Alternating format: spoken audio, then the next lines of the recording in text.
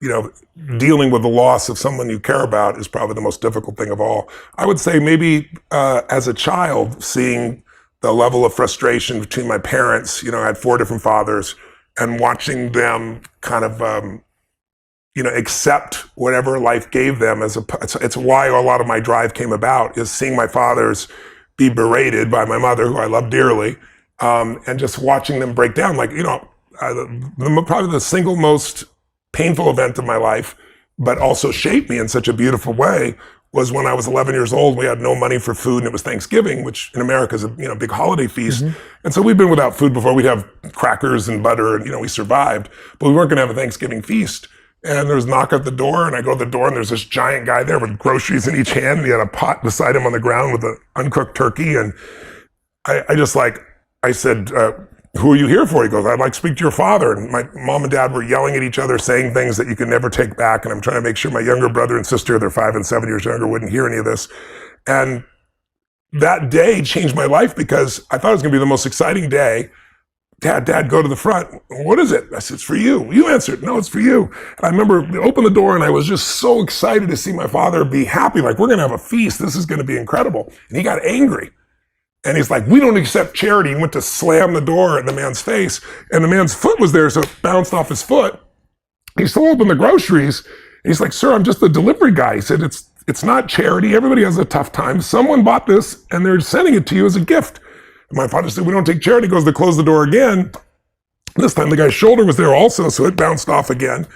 And then I was standing right there, and there was this moment I'll never forget, where this man looked at my father, and he looked at me and he said, sir, don't let your ego make your family suffer. And the veins on my dad's face, on the side of his neck, I'll never forget, they bulged, like his face turned red. I thought I was going to punch him in the face. And then there's this moment, my dad's shoulders dropped. He took the groceries, slammed the door, didn't say thank you, and stormed off. And I always remember thinking, like, how come he's not happy? You talk about pain. It's like, I love my father so much. And there's basically 3 decisions that I think everybody makes in their life, that whether they're aware of it or not, moment to moment. I figured this out afterwards, because I was so obsessed with what's wrong, because he eventually left our family. And that was the most painful thing I ever had. So it's like feeling like I failed. I blame myself, like, why couldn't I get through to my father? I was 11 years old. But later on, it helped me understand the 3 decisions are: first, you got to decide what to focus on. Every moment of your life, there's something grabbing your focus, and you don't experience life, you experience the part of life you focus on, right? What's wrong is always available, so is what's right? And there are different kinds of focus. And my dad's focus that day was really on what he hadn't done. And I know that because he kept muttering it. He hadn't taken care of his family. There's no money for Thanksgiving. Somebody had to give us charity. And then the second decision you make about, once you focus on something, is what does it mean?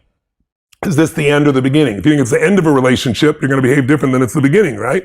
My dad's meaning was that he was worthless. And so then the third decision is, what do I do? Which, whatever meaning you come up with creates the emotions, which affects what you do. And what he decided to do is leave our family. But for me, it was like, this is amazing. I mean, we haven't having Thanksgiving. This is incredible. We got food. What a concept. And then the meaning, though, is what changed my whole life, which was, wow, strangers care. That completely changed my life. That painful experience, I couldn't deny that somebody who wanted no credit delivered this food to my family. And so what I decided to do is say, someday I'm going to do this for another family. So when I was 17, I had 2 families, and it was a euphoric experience. I went in jeans and a t-shirt. I didn't go like the delivery guy, but I wanted to see the face of the people. And then next year was 4 people, and then it was 8. And my thing was doubling. And I had a little company, and then I got to 1 million people a year, and then I got to 4 million people a year. Then when I was doing Money Master the Game, I'm interviewing these billionaires, Jay, and I'm watching Congress cut food stamps. It's now called the SNAP program, by, I think it was $6 billion. So every family that actually needs food, and my family was one of those back then, they all have to come up with a week's worth of food out of every month. So I was like, I called my team and I said, how many people have I fed in my lifetime? I didn't know that. It was 42 million meals. I was like, this is pretty cool. And I was like, what if I fed 50 million people, like my entire lifetime in 1 year? And there was like, what if I did 100 million? What if I fed 1 billion people in 10 years?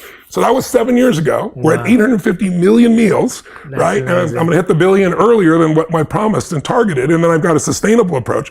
But I tell you that because my worst day was my best day. Mm-hmm. The most painful day, the day where I felt like I'd do the least, where I felt impotent, led me to have new understandings, new skills, new capacities, new drives, new hunger. I mean, would I really be feeding 100 million people a year, 100 million meals a year if I was well fed as a child? Probably not. And I'd love to believe I'm such a perfect person, but no, I just know what suffering feels like, so I don't want anybody else to suffer, Yeah. So I think sometimes the suffering experiences of our life, if we don't let them crush us, we let them drive us, they actually become the best day in your life. And taking your worst day and making your best day is a beautiful target for anybody.